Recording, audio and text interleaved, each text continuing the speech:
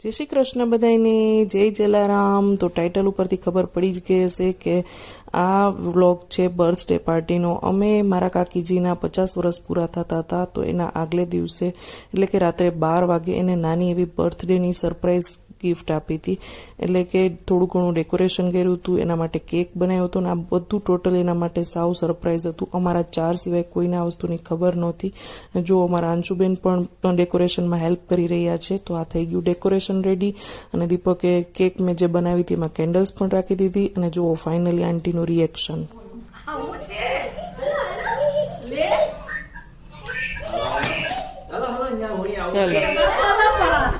ઓહો, હું વાત છે હે આંસી હેપી બર્થડે ટુ